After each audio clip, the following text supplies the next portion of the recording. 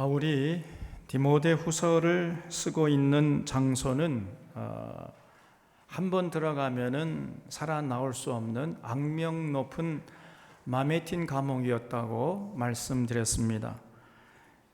그래서 그 마메틴 감옥에서 오늘 죽을지 내일 죽을지 모르는 이제 순교를 앞에 두고 있는 상황이었어요. 그런 상황 가운데 디모데 후서를 지금 쓰고 있는 것입니다.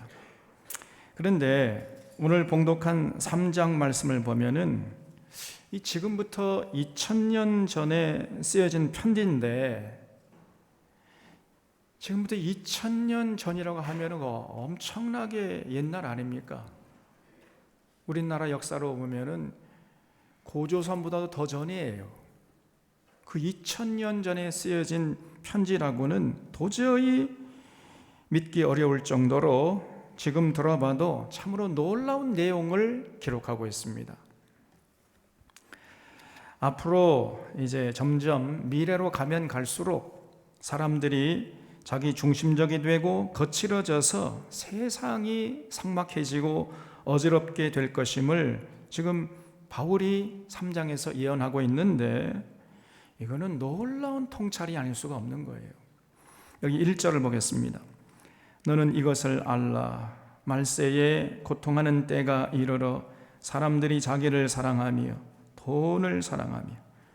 이제 앞으로 점점 미래로 가면 갈수록 세상이 어두워진다는 거예요. 그래서 말세에 고통하는 때가 이를 것인데, 그때가 되면 사람들이요 자기만 사랑해.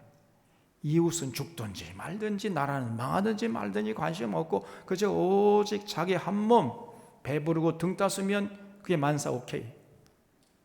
자기를 사랑합니다. 그런 세태가 이제 될 것이라는 거예요. 자꾸 사람들이 돈을 사랑합니다. 진리를 사랑해야 될 텐데 돈을 사랑해. 그저 그냥 돈 이런 거예요. 이렇게 살아가는 사람들로 세상이 가득 찰 거라는 거예요. 또 자랑하며 교만하며 비방하며 부모를 거역하며, 이 부모 말도 안 듣습니다. 이제는 자기 멋대로 하려고 그래. 그리고 감사하지 않아요. 감사할 줄도 모릅니다. 그리고 거룩하지 아니하며 무정하며, 전혀 정이 없는 세상이 된다는 거예요. 이웃의 아픔을 공감할 줄 모르는 이런 사회가 될 것이라 이렇게 예언하고 있어요. 또 원통함을 풀지 아니하며 모함하며 절제하지 못하며 사나우며, 선한 것을 좋아해야 할 텐데 선한 것은 좋아하지 않아요. 그럼 악한 것을 좋아한다는 거예요, 이 사람들이. 그리고 배신함, 쉽게 배신합니다. 조금 자기의 이익과 충돌이 되면요 금방 돌변해버려요. 배신하며 조급하며 조금도 참지 못합니다. 또 자만하며 쾌락 사랑하기를 하나님 사랑하는 것보다 더하는 거예요.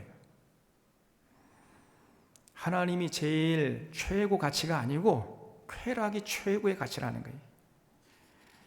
그리고 경건의 모양은 있어요. 교회 안 나오는 게 아니면 교회 나와요. 나오긴 나오는데 그 관심과 생각은 저 콩밭에 가 있는 거죠.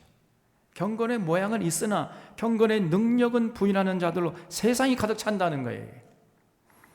그래서 이 바울이 인류의 미래를 상당히 어둡게 지금 전망하고 있습니다.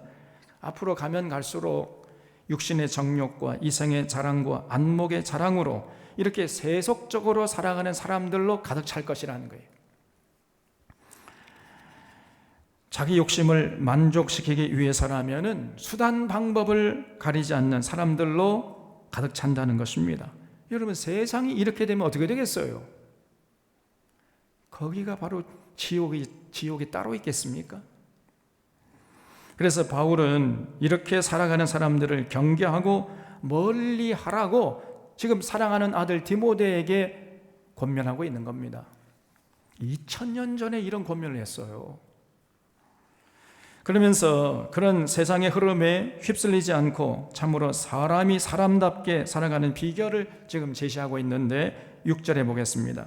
그들 중에 남의 집에 가만히 들어가 어리석은 여자를 유인하는 자들이 있으니 그 여자는 죄를 중히 지고 여러 가지 욕심에 끌린 바 되어 항상 배우나 끝내 진리의 지식에 이를 수 없느니라 그랬죠. 대부분 세상의 흐름에 휩쓸려 사는 사람들이 왜 그렇게 세상에 휩쓸려 살게 되는 거예요? 그 이유가 뭡니까? 바울의 진단에 따르면은 자기 욕심에 끌려 살기 때문이라는 것입니다. 어떤 객관적인 진리를 품고 그 진리에 입각해서 생각하고 판단하고 살아가는 것이 아니고 그냥 자기 욕심에 입각해서 생각하고 판단하고 말하고 행동하고 이렇게 살아가 버리는 거예요.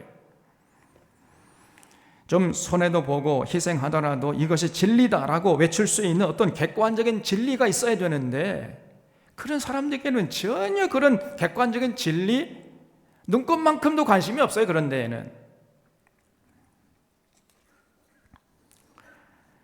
객관적인 진리에 맞춰서 자기의 욕심을 통제하고 절제해야 하는데 정반대로 자기 욕심에 맞춰서 진리를 취사 선택해 버리는 것입니다. 달면 삼켜버리고 쓰면 뱉어버려요 그냥. 그러니 그런 사람들은 항상 배운다 할지라도 절대로 진리의 지식에 다다를 수가 없다는 것입니다.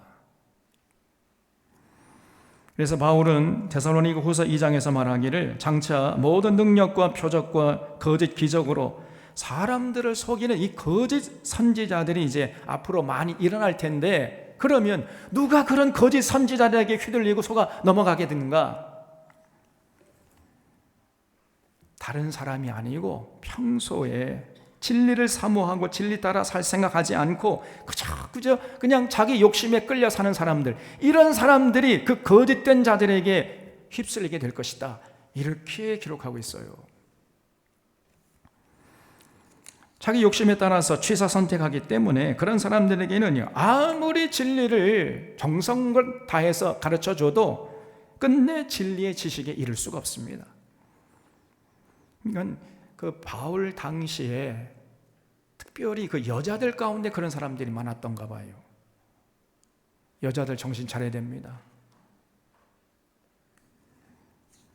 그래서 이 8절에 보면 얀네와 얀브레가 모세를 대적한 것 같이 그들도 진리를 대적하니 이 사람들은 그 마음이 부패한 자요 믿음에 관하여는 버림받은 자들이라. 그러나 그들이 더 나아가지 못할 것은 저 두 사람이 된 것과 같이 그들의 어리석음이 드러날 것임이라 그랬죠. 얀네와 얀브레는 성경 전체를 통틀어서 딱 한 군데 여기서만 나와요. 랍비의 문헌들을 보면은 이 두 사람이 모세와 아론에게 맞섰던 애굽의 마술사들이라고 소개하고 있습니다. 우리 출애굽기를 보면은 이제 모세와 아론이 애굽 왕 바로를 찾아가 가지고 내 백성 이스라엘을 해방시키시오 이렇게 요구를 했지요. 그때 애굽 왕 바로가 순순히 이스라엘 백성들을 해방시키려고 했겠습니까? 그럴 리 만무하지요.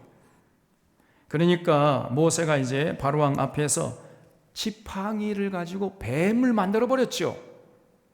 그러니까 애굽의 마술사들이 이거 뭐 그 정도는 우리도 할 수 있다. 그래가지고 이 애굽의 마술사들도 지팡이를 가지고 뱀으로 만들어 버렸잖아요. 그 애굽의 마술사들이 얌네와 얌브레라는 거예요. 그래서 지금 바울이 이렇게 모세를 대적하면서 하나님의 역사를 회방했던 이 애굽의 마술사들처럼 당시에 그 어리석은 여자들도 그런 거짓된 자들에게 휘둘리면서 바울이 전하는 이 복음의 역사를 회방했다는 것입니다. 근데 왜 그랬느냐? 그들의 마음이 부패했기 때문이라는 거예요. 자기 욕심에 끌려버려요 그냥. 그러니까 아무리 열심히 복음을 전해줘도, 진리를 전해줘도 절대로 그런 사람들은요, 믿음을 가질 수가 없었고 그저 그냥 자기 욕심에 끌려 살다 보니까 결단코 진리에 이를 수가 없었던 거예요, 이 사람들이. 그래서 말세가 될수록 세속에 휩쓸리지 않으려면 어떤 객관적인 진리를 추구하고 그 진리에 입각해서 자신의 생각과 계획과 욕망까지도 통제하고 수정할 수 있는 그런 사람이 되어야 한다는 거예요.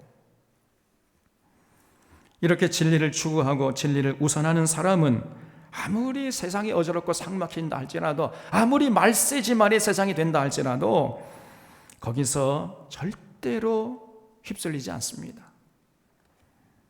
그 대신에 그렇게 진리를 앞세우고 진리 따라 살아가려고 하는 사람들은 어떤 삶을 살아가겠어요? 자연히 세상과 충돌하겠지요. 세상의 흐름에 몸을 맡기지 않으니까, 세상을 거슬러 올라가니까, 물을 거슬러 올라가는 물고기처럼 그 생명력은 넘치지만은 자연히 세상과 충돌하게 된다는 거예요. 그럼 어떻게 됩니까? 박해를 받아야 된다. 박해가 따라와요. 핍박과 고난이 당연히 있다는 것입니다, 여러분. 그 대표적인 사람이 바로 바울이었어요. 그래서 10절에 나의 교훈과 행실과 의향과 믿음과 오래 참음과 사랑과 인내와 박해를 받음과 고난과 또한 안디옥과 이고니온과 루스드라에서 당한 일과 어떠한 박해를 받은 것을 네가 과연 보고 알았거니와 주께서 이 모든 것 가운데서 나를 건지셨느니라 그랬어요. 바울은 예수 그리스도라는, 더 구체적으로 말씀드리면 예수 그리스도의 말씀을 통해서 진리를 깨닫고 진리로 살아가는 그런 객관적인 진리를 추구하는 사람이었잖아요. 그러다 보니까 바울이 사람들에게 말로 형용할 수 없는 박해를 받았어요. 우리가 사도행전에서 봤잖아요. 지금 바울이 내가 안디옥과 이고니온과 루스드라에서 어떠한 박해를 받은 것 너희들이 알고 있지 않느냐, 이렇게 지금 얘기하고 있지요.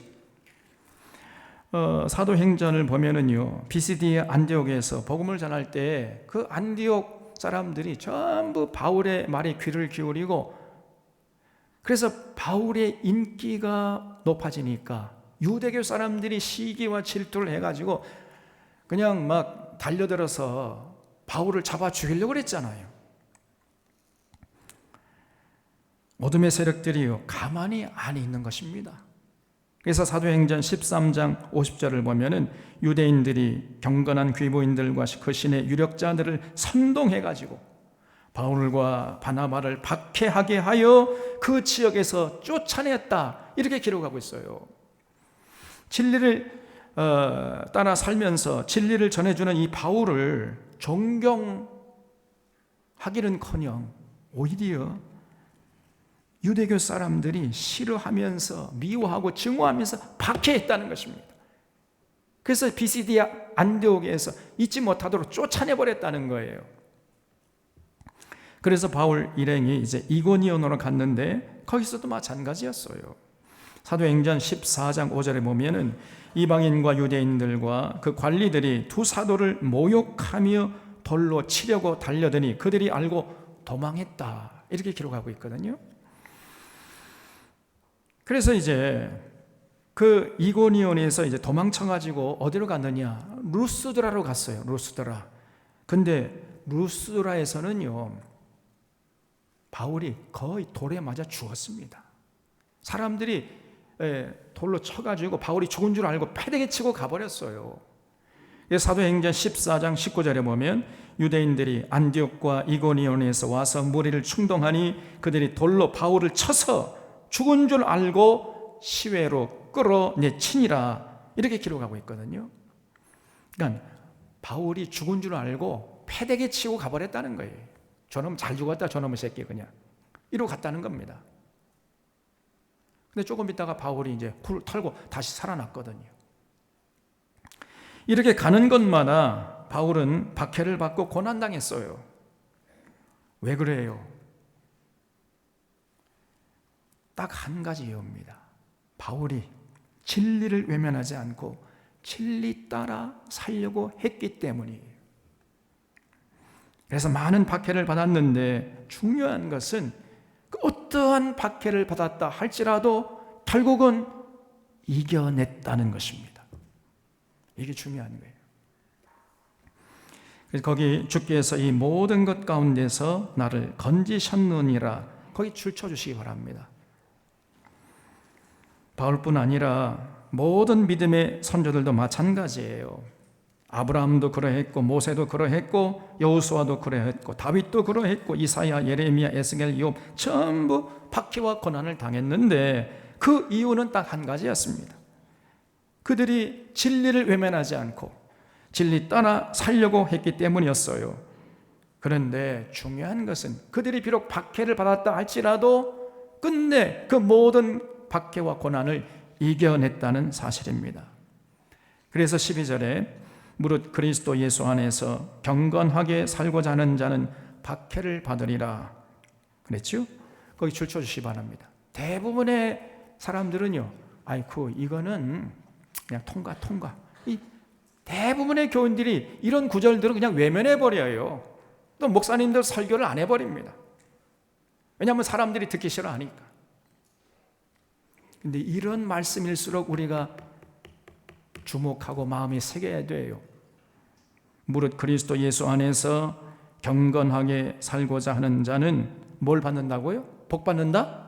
아니고 뭘 받는다고요? 박해를 받으리라 그랬어요.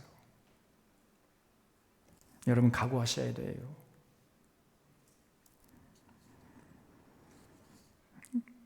진실로 기독교 2000년 역사를 살펴보면은 그리스도 예수 안에서 경건하게 살고자 하는 자들은요, 박해를 받았고, 그리고 말세가 되면 될수록 앞으로는 더욱 그러할 것입니다.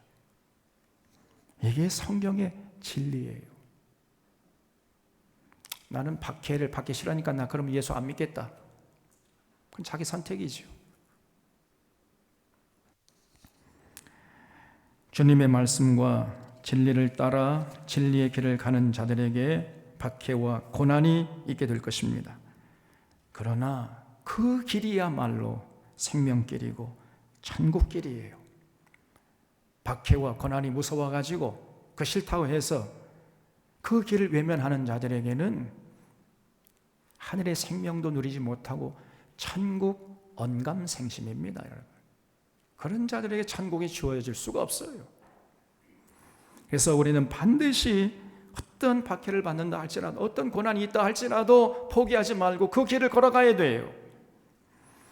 오늘은 종료주일인데 우리 주님이 바로 그러하셨잖아요.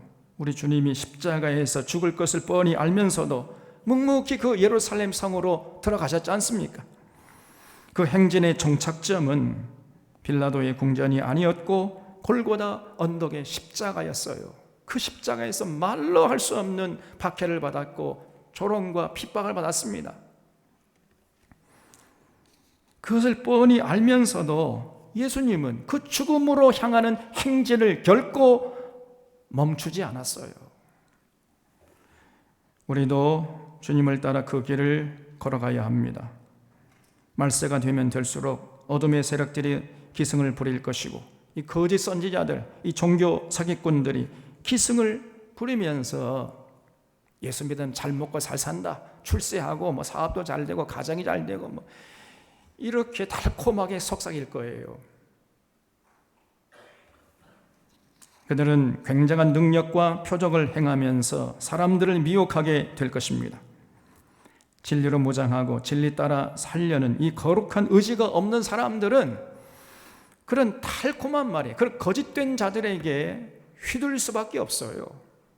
그러다가 결국은 하나님께 버림받고 인생을 망치게 되는 겁니다.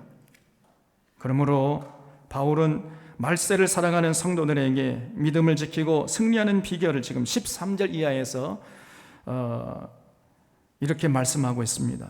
악한 사람들과 속이는 자들은 더욱 악하여져서 속이기도 하고 속기도 하나니 그러나 너는 배우고 확신한 일에 거하라. 또 어려서부터 성경을 알았나니 성경은 능히 너로 하여금 예수 그리스도 안에 있는 믿음으로 말미암아 구원에 이르는 지혜가 있게 하느니라 그랬어요. 무슨 말이죠? 말세에 휘둘리지 않고 진리 따라 생명길, 천국길, 영생길을 갈 수 있는 비결이 있는데 그 비결이 뭐냐? 성경이라는 것입니다. 성경은 예수님이 누구신지, 예수님께서 과연 우리에게 어떤 일을 해주셨는지 알게 해주고 믿게 해준다는 거예요.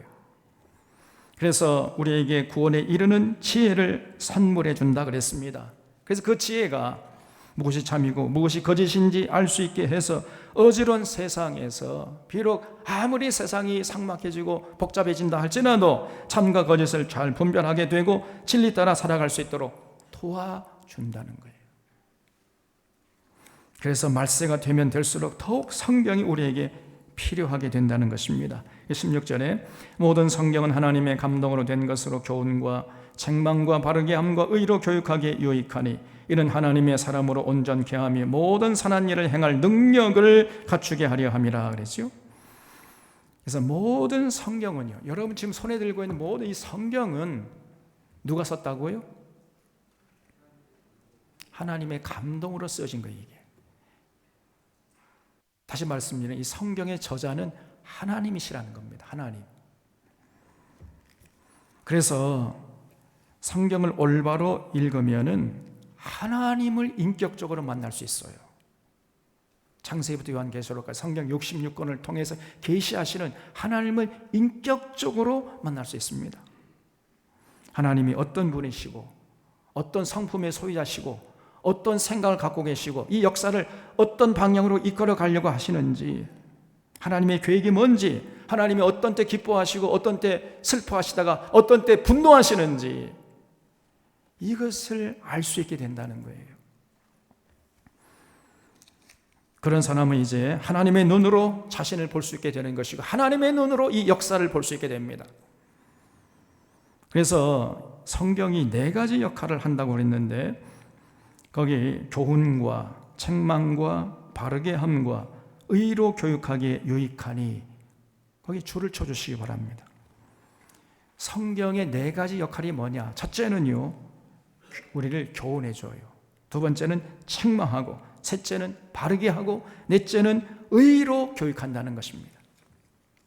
성경을 읽을 때 하나님의 눈으로 우리의 역사를 보게 하고 우리 역사가 어디에서 와서 어디로 가는지, 지금 우리가 어디에 서 있는지 알게 해줘요. 어떻게 사는 것이 바른 삶인지 또 알게 해줍니다. 무엇이 참이고 무엇이 거짓인지 알게 해줘요. 그래서 무엇을 취하고 무엇을 버릴지 우리에게 자세히 가르쳐주는 것입니다. 어떤 길이 생명길이고 어떤 길이 사망길인지 이거를 똑똑히 보게 해요. 이것이 성경의 역할 중에 첫 번째 역할인 교훈의 역할이라 그랬어요. 교훈. 그리고 이 교훈을 따르지 않을 때에 성경이 우리를 이제 책망을 해요. 너 그렇게 살다가는 너 죽어 이놈아 너. 왜 그 사망길, 왜 엉뚱한 길을 가려고 그래? 너 그 길로 안 그 길은 지금 낭떠러지가 있어 이거사. 빨리 거기 돌아와. 이렇게 자꾸 우리를 책망해요.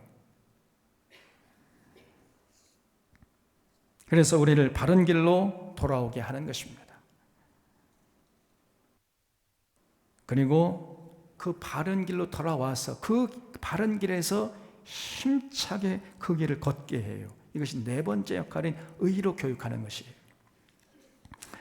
이처럼 성경은요, 우리로 하여금 교훈하고 책망하고 바르게 하고 의로 교육하게 하는 이런 4가지 역할을 감당하는 것이에요. 그러므로 성도로서, 하나님의 택한 성도로서 온전케 되는 이러한 은총을 누리게 하는 거예요. 그리고 하나님의 뜻을 행할 수 있는 능력을 갖게 하는 것입니다. 말세 지말의 세상이 된다 할지라도 그런 세속에 휩쓸리지 않고 진리 따라 살아가게 해주는 거예요. 그렇기 때문에 이 성경이 이토록 우리에게 중요한 것입니다. 성경의 진리에 깊이 뿌리 내릴 때 어떤 세상의 유혹도 우리는 이겨낼 수 있고 어떤 세상의 위협에도 굴복하지 않을 수 있게 돼요. 그런 강인한 인생이 되는 것입니다. 그렇기 때문에 여러분, 세상이 어두워지면 어두워질수록, 말세가 되면 될수록 더욱더 우리에게 성경이 필요한 거예요. 열심히 성경을 읽고 또 읽고 묵상하고 그 성경 말씀을 통해 진리를 깨닫고 진리로 무장해서 살아가려고 여러분 스스로가 몸부림치고 발버둥 쳐야 하시는 것입니다. 여러분, 그러나 안타깝게도 오늘날 한국의 성도들은 성경의 중요성을 잘 모르고 있습니다. 제가 중국 교회도 가보았고요, 몽골 교회도 가보았고, 태국 교회도 가보았고, 캄보디아 교회도 가보았고, 남미 교회도 가보았어요. 제가 예수님 때문에 세계 여행을 많이 했습니다. 근데 가는 곳마다 사람들이 저에게 요구하는 건 다른 거 요구하는 게 아니라 성경을 좀 가르쳐 달라, 그거 요구했어요.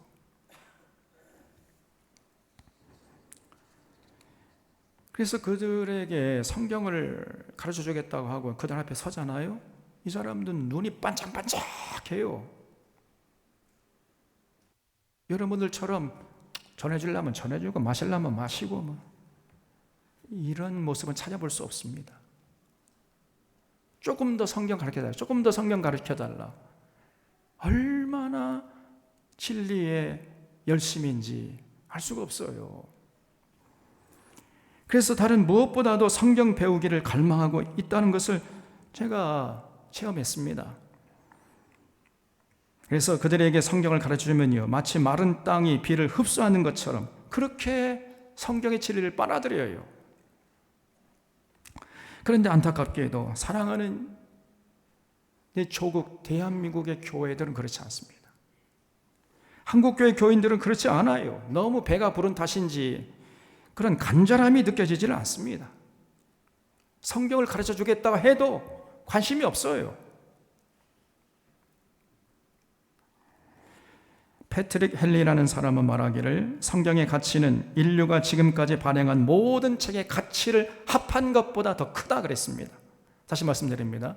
성경의 가치가, 이 성경 한 권의 가치가 지금까지 인류가 발행한 모든 책의 가치를 다 더한 것보다 성경의 가치가 더 크다는 거예요. 저는 여기에 전적으로 동의합니다. 성경에서 모든 인류의 문화와 과학과 기술이 발전되어 왔다고 해도 과언이 아니기 때문이에요. 그래서 우리 샤론의 교우들은 성경의 진리에 대한 갈급함이 있기를 바랍니다. 마치 사슴이 시냇물을 찾아서 온 산을 헤매듯이 그런 타는 목마름이 있어야 돼요. 그냥 전해주려면 전해주고 마시려면 마시고 뭐 시간이 나면 참여하고 시간이 안 나면 뭐 참사 뭐 그러는 거지 뭐 세상 이치다 그런 거 아니겠습니까? 안 됩니다. 성경의 진리 앞에 모든 것 내려놓을 용의가 여러분에게 있어야 돼요. 성경의 진리에 입각해서 가치관과 인생관과 세계관, 역사관을 내가 새롭게 정립할 용의가 있다. 이 정도 나와야 됩니다. 이런 자세를 가지고 성경 말씀을 읽고 묵상하면서 그 말씀으로 자신을 동여매는 이런 자들이 진실로 지혜로운 자의 복된 자예요. 지금부터 약 5,000년 전에 개혁자들이 교회의 타락과 부패상을 보면서 그 원인이 뭐냐? 지금 500년 전의 교회가 성경을 모르고 있다 이게. 그래서 우리가 성경으로 돌아가자. 솔라 스크립투라 이걸 외쳤습니다. 그 교회 개혁자들이 당시 교회가 성경의 진리 위에 서 있지 않은 것을 발견했던 거거든요. 그래서 500년 전에 성각자들이 성경으로 돌아가자고 그렇게 목이 쉬도록 외쳤지만은 500년이 흐른 지금 돌아볼 때 과연 교회가 성경으로 돌아갔는가 물으면 긍정적인 대답을 할 수가 없어요. 500년 전의 성도들처럼 오늘의 성도들도 여전히 성경을 모르는 것은 똑같습니다. 신앙생활 10년, 20년 하도 성경 몰라요. 500년 전의 성도들은 그나마 핑계나 있었습니다. 그 500년의 성도들은요, 성경이 없었거든요. 그러니까 성경을 모르는 것은 당연한 거죠. 그런데 오늘의 성도들은요, 얼마든지 성경을 소지할 수 있고 성경을 읽을 수 있잖아요. 그럼에도 불구하고 성경을 모릅니다. 분명히 한글말로 기록되어 있음에도 불구하고 읽어도 이게 무슨 뜻인지 알 수가 없어요. 알지 못합니다. 그래서 도저히 핑계할 수가 없어요. 지금은요. 500년 전에는 그 핑계거리다라도 있었는데 지금은 핑계거리도 없습니다.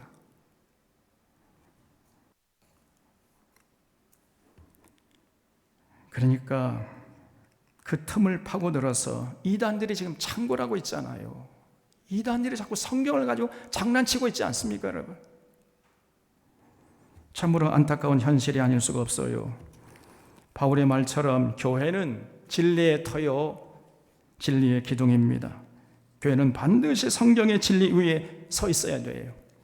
교회에서 성경의 진리가 살아 움직일 때 그런 교회는 세속의 흐름에 휩쓸리지 않을 수가 있는 것이고, 교회의 거룩성을 잃지 않을 수가 있는 것이고, 세상의 빛과 소금의 역할을 능히 감당할 수가 있어요. 오직 성경의 진리로 무장할 때만이 그것이 가능한 것입니다. 이런 차원에서 하루속히 교회는 성경으로 돌아가서 성경의 진리로 무장하는 일을 서둘러야 하는 것입니다.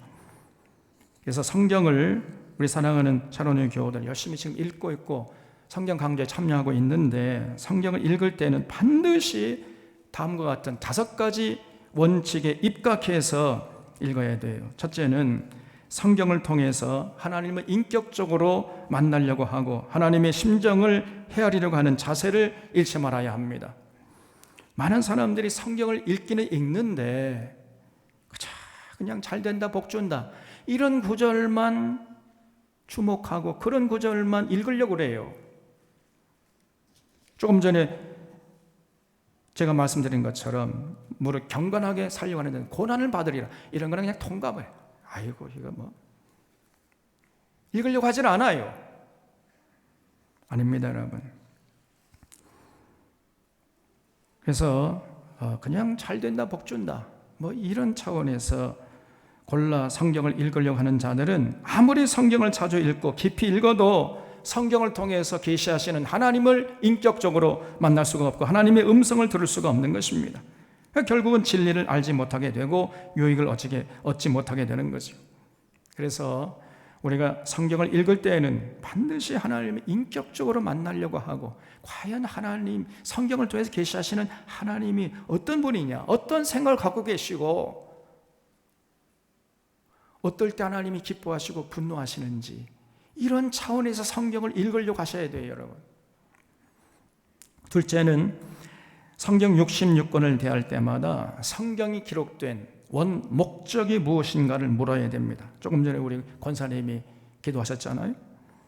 그렇기 위해서는요, 성경이 기록될 당시의 역사적인 배경과 그 삶의 자리를 성실하게 살펴야 돼요. 여러분 꼭 기억하시기 바랍니다. 성경은요, 좋은 말만 모아놓은 경구집이 아닙니다. 또 성경은 어느 날 갑자기 하늘에서 뚝 떨어진 것이 아니에요. 성경이 여러분의 손에 들어오기까지 수천 년이 걸렸어요. 수많은 성령에 감동받은 자들이 자신의 삶의 자리에서 역사적인 배경 속에서 하나님을 체험하고 기록한 것이 여러분이 지금 손에 들고 있는 성경책이란 말이에요. 그래서 정말 성경은요, 수천 년에 걸쳐서 수많은 저자들에 의해서 기록된 것입니다. 기록할 때마다 그 모든 성경의 저자들은요, 역사적인 배경을 있었어요. 역사적인 배경이 있었고 삶의 자리가 있었던 것입니다. 그렇기 때문에 오늘날 우리가 그런 성경을 읽을 때 반드시 그 저자가 성경을 기록할 때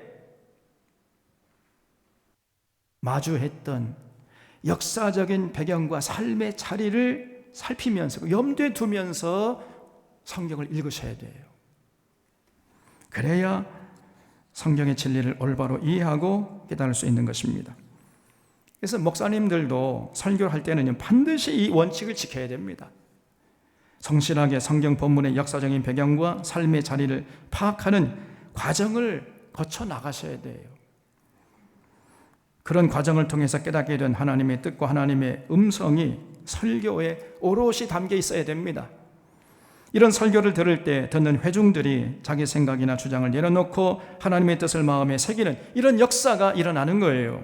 그런데 오늘날 많은 설교자들이 성경을 그냥 그저 자기 생각과 주장을 정당화하기 위한 풋노트 정도로 활용해버려요.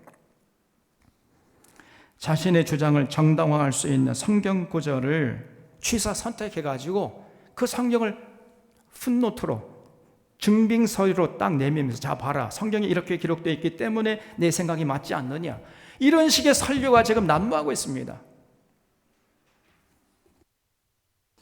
그래서 자기의 생각을 정당화시키기 위한 도구로서 성경을 활용하는 거지요. 이런 류의 설교들을 아무리 많이 듣고 자주 듣고 깊이 들어도 절대로 여러분 하나님을 알 수가 없는 것이고 진리를 분별할 수가 없습니다. 심지어 오늘날 교회 강단에서는 성경 구절 한 구절 읽어놓고는요, 온갖 예화로 설교들을 채워나갑니다.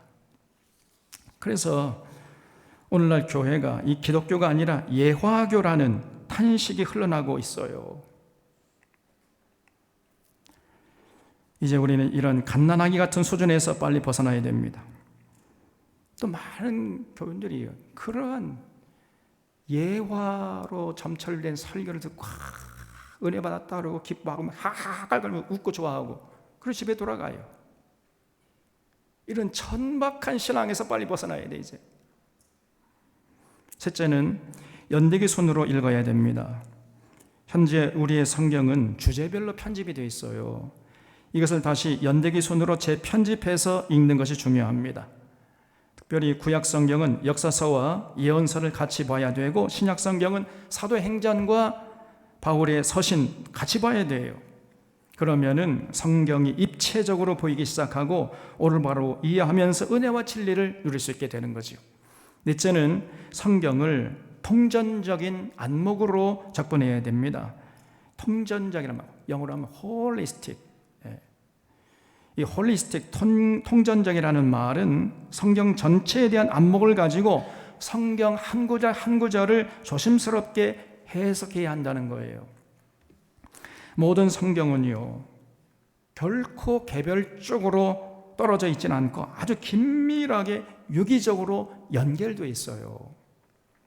성경책 66권인데 66권 단 한 권도 따로 떼서 생각해서는 안 됩니다. 전부 다 유기적으로 긴밀하게 연결되어 있다니까요. 그래서 이 성경을 전체적으로 살피면서 그 성경 구절 한 구절 한 구절을 조심스럽게 해석하려고 하는 이런 자세를 결코 잃어서는 안 됩니다.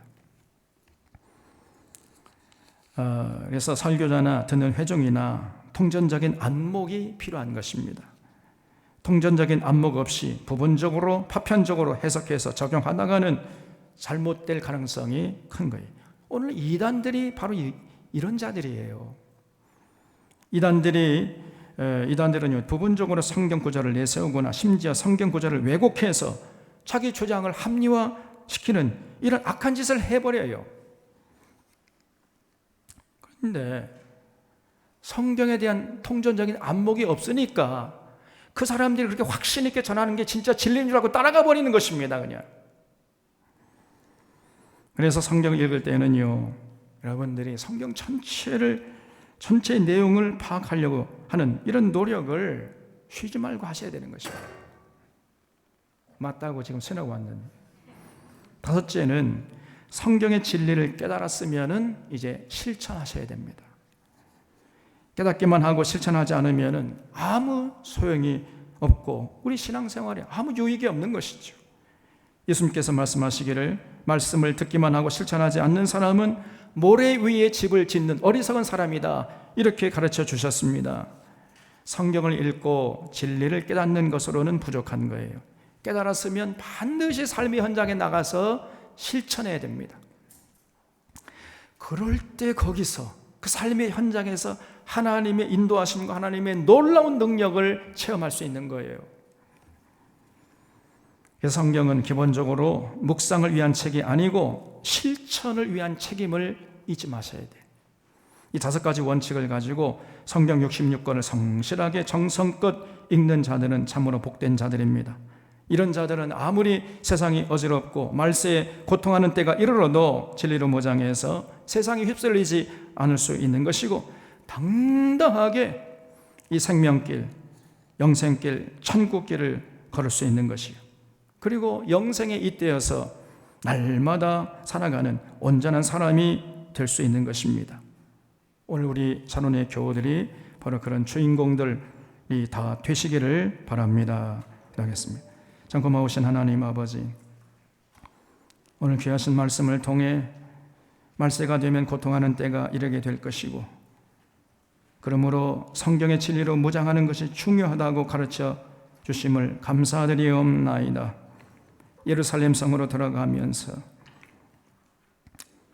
거기에 들어가면 십자가에 못 박혀 죽을 줄 알면서도 당당하게 행진하셨던 주님의 뒤를 따라서 저희들도 최선을 다해서 성경의 진리로 무장해서 어지러운 세상에 휩쓸리지 않고 진리의 길, 생명길, 천국길을 걸어가는 인생들 다 되게 해주시옵기를 바라옵고 예수님의 이름으로 기도하옵나이다. 아멘.